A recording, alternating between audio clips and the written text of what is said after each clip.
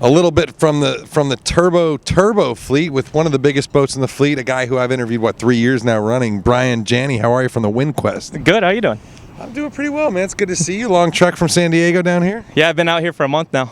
Wow. Yeah, we did the Trip Cup and Queens Cup 2 weeks ago, and then now we're doing both Macs. Well, I understand that you just broke the record of the boat that I sailed on for a long time for the Queens Cup, which was a nice pair, had the record for 10 years, and you guys just broke that record, I think. Did we actually break it? I never heard the official. I think you broke it by a half hour. There were a lot of boats behind us. Like Cheeky Monkey was not very far behind us. They broke it too. There were a few boats, so we turned around. Well, rating-wise, we're not going to do good here. This was like a 20 to 25 knot scream downwind, right? Well, so the day before it blew 40 in Milwaukee, and then at the start, the day of, it blew 35s all day long. We're on the anchor in the harbor, and we're like, well, this isn't going to be good. First off, how are we going to get off the anchor? And second, how are we going to plug the main in?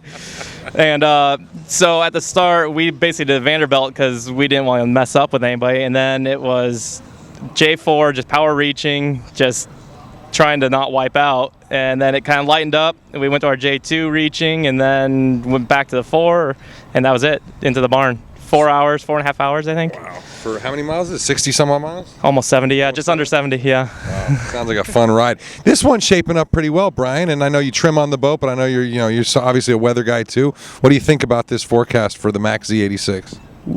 Right now the routing getting better every day, luckily, but the start's looking really light, like 5 knots, 4 knots light at the start. That's going to be the hardest because it's also downwind light, and all these boats in our class don't like going dead downwind running. I mean, even the 70s, they don't like it. They might do the best because they actually carry some symmetricals, but us, the Equation, the TP52s, we're not going to like that. We're all going to be reaching off a little bit. So what's the move? Is the move to go up the coast, or is the move to go over to Michigan? I mean, we had a weather briefing this morning with the Commander Weathers guy, and they were telling us that they're thinking rum or left of rum, and basically Saturday night, Sunday morning, there could be possible like little showers rolling through, which could kill the wind.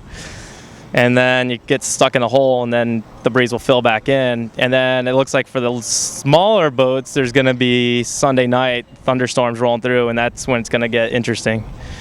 You already be long rested by then. Well, that's what we're saying during our brief. We're like, well, we hope we're in by then, but if we get stuck in one of those holes underneath a shower, you never know. I mean, we've had that before. We're sitting there the year of the 100th Mac. Well, you were at the start, and we're 100 yards off the line, and no wind, full downpour, and the sails are just luffing. It was unbelievable. I mean, it was the most uncomfortable thing ever, you know? Right before that, it's blowing 25. Yeah. And within a 5-minute period, it just died. Yeah. Done, nothing. Yeah. So that's Great Lakes. It is. So, Windquest, though, without the Earth Voyager here, there's really no one to challenge you for this overall, is there? I mean, the Equation's going to be the next fastest. That's the new STP, or that's the old Rosebud, which was that very all-conquering STP 65 of, what was his name now? I don't even remember. Roger Sturgeon, that's right. Yeah. Great guy. So you guys are going to have all course there to go mess around, eh? Yeah, I mean, they're definitely lighter than us. Fair about smaller, but they're definitely lighter, and so in this light air downwind stuff, they could look pretty good. Yeah, and then when it starts pumping in from behind, then that's our opportunity to put the big kite up and maybe get ripping.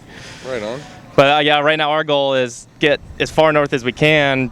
Yeah, I know it sounds funny because that's where the finish line is, but just try and get ahead of the squall line, basically. Yeah. And as anywhere we can get up in there and try and advance past that is going to be beneficial on the back end of it.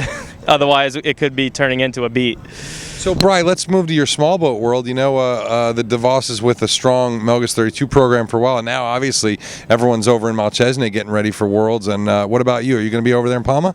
No, not doing the 32s. Yeah.